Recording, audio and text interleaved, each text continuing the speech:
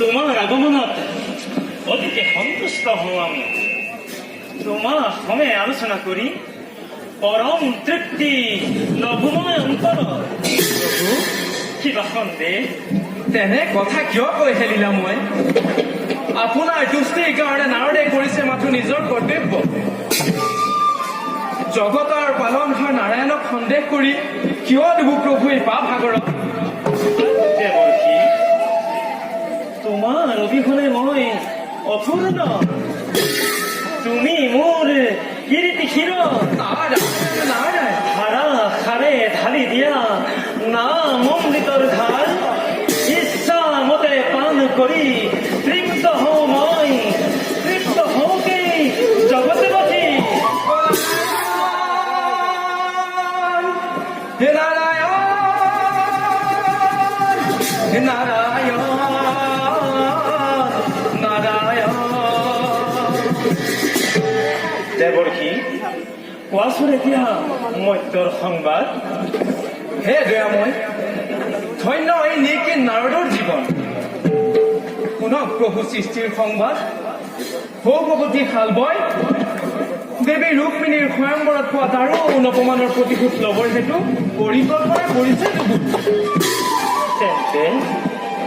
তেন্তে এইবাৰ ভীষণ দুৰ্যোগ মিলিব ধৰা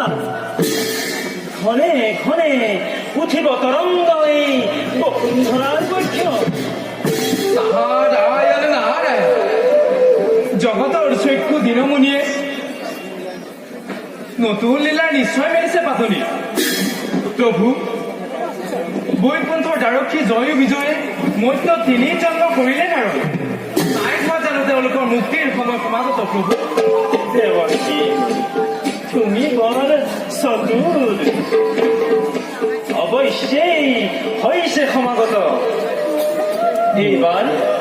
জয় আৰু বিজয়ে শিশু বাল আৰু দন্ত বক্ৰ ৰূপে মধ্যত তিনি জন্মৰে শেষ জন্ম কৰিছে ধৰণ দুয়োকে নিজ হাতে বিনাশ কৰি পুনৰ প্ৰতিষ্ঠা কৰিম মই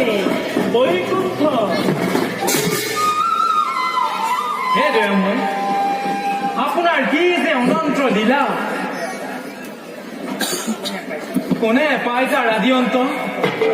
ভক্ত ৰক্ষাৰ হেতু ভক্তৰ মুক্তি প্ৰভু তব চৰণত শিৰে তুলি লৈ মাগিছো বিদায় প্ৰভু যোৱা দেৱৰ্ষি দ্বাৰকা ভুৱনে দেখিলো নয়নে সদেৱ নাৰায়ণ হৰি প্ৰভু ৰাতুল চৰণতে ফুলৰ নুপুৰ বাজে